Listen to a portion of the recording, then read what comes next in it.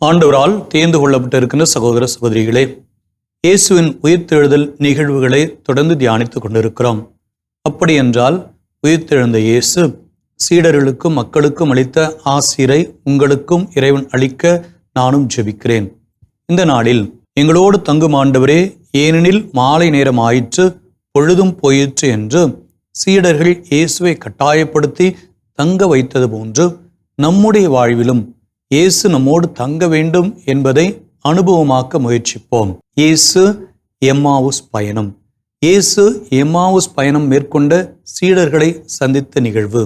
எம்மாவுஸ் பகுதியில் அந்த பாதையில் இயேசு அவர்களோடு உரையாடல் செய்கிறார், அவர்களை சந்திக்கிறார் என்கின்ற பகுதியைத்தான் இன்று நாம் தியானிக்கின்றோம்.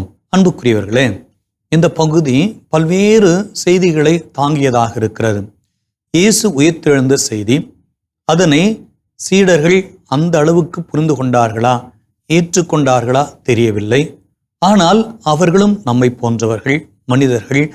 இயேசு அவருடைய வாழ்வின் செய்திகளை அவர்களால் முழுமையாக புரிந்து கொள்ளவில்லை என்பதும் அவருக்கும் தெரியும்.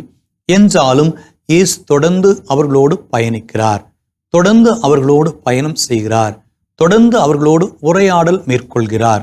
ஆகவேதான் விவிலியம் என்பது இறை மனித உறவின் உரையாடலே, வெளிப்பாடே எனலாம் என்கிறோம். ஆகவே இந்த வேளையில் எம்மாவு வழியில இயேசு சீடர்களை சந்திக்கிறார். சீடர்கள் சென்று கொண்டிருக்கிறார்கள், ஆனால் இயேசுதான் அவர்களை சென்று சந்திக்கிறார். அவர்கள் செல்கின்ற வழியில அவர்கள் உரையாடி கொண்டு போகின்ற பொழுது இயேசு அவர்களோடு நடந்து சென்றார். ஆனால் அவர்களால் இயேசு யார் என அறிந்து கொள்ள முடியவில்லை. அப்பொழுது அவருடைய உரையாடல்களை நாம் கவனிக்க வேண்டுமே. அவர்கள் ஒருவர் மற்றவரோடு எப்படியெல்லாம் பேசிக்கொண்டு சென்றிருக்கிறார்கள்? நம்பிக்கையோடா பேசிக்கொண்டிருந்தார்கள்? இல்லை. அதைத்தான் இயேசுவின் உரையாடலில் அவர்களும் வெளிப்படுத்துகிறார்கள். ஆகவேதான் அவர்கள் முகவாட்டத்தோடு இருக்கிறார்கள்.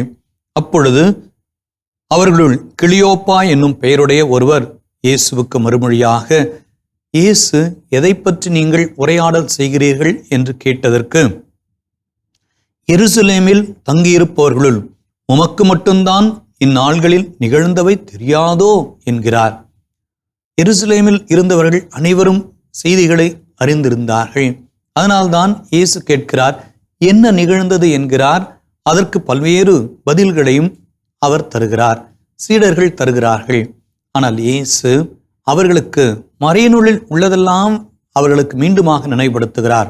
இயேசு மாட்சிப்படுவதற்கு முன்னதாக அவர் பாடுகள் பட வேண்டும், அவர் மரித்தாக வேண்டும் என்று அவர் சொன்னதையும் இறைவாக்குகள் சொன்னதையும் மீண்டுமாக சொல்லுகிறார். என்றாலும் அவர்கள் முழுமையாக புரிந்து கொள்ளவில்லை. ஆகவே இரவு நேரம் ஆகின்றது, பொழுது சாய்ந்து போகின்றது. எங்களோடு தங்கும் ஆண்டவரே என்று இயேசுவை சீடர்கள் அழைக்கிறார்கள். அவ்வாறு தங்குகின்ற பொழுதுதான் அவர்கள் பந்தியில் அமர்ந்திருந்த போது அப்பத்தை எடுத்து கடவுளை போற்றி பிட்டு அவர்களுக்கு கொடுக்கிறார். அவ்வாறு அந்த செயல்களின் வழியாகத்தான் இயேசுவை அவர்கள் அறிந்து கொள்கிறார்கள். இயேசு அப்பொழுது அவர்களுக்கு வெளிப்படுகிறார், இயேசுதான் என்பதை புரிந்து கொள்கிறார்கள். அப்படி என்றால் உயிர்த்தெழுந்த இயேசுவை நாம் எவ்வாறு அறிந்து கொள்வது? ஒவ்வொருடைய அனுபவம் எப்படிப்பட்டதாக இருக்க வேண்டும் என்றால், இயேசுவின் வார்த்தைகளில், இயேசு நமக்காக தந்திருக்கிற அவருடைய திருவிடல் இரத்தத்தில், திருப்பலியில், நற்கருணையில் உயிர்த்தெழுந்த இயேசுவை நாம் காண வேண்டும். உயிர்த்தெழுந்த இயேசுவை நாம் கண்டுணர வேண்டும். உயிர்த்தெழுந்த இயேசுவை நமது அனுபவமாக்க வேண்டும்.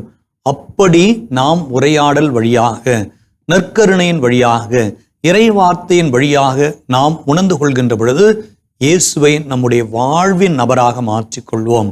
வரலாற்றில் வாழ்ந்த இயேசு இன்றும் நம்மோடு வாழ்கிறார், நமக்காக வாழ்கிறார், எனக்காக வாழ்கிறார், எனது அனுபவமாக்குகிறார்.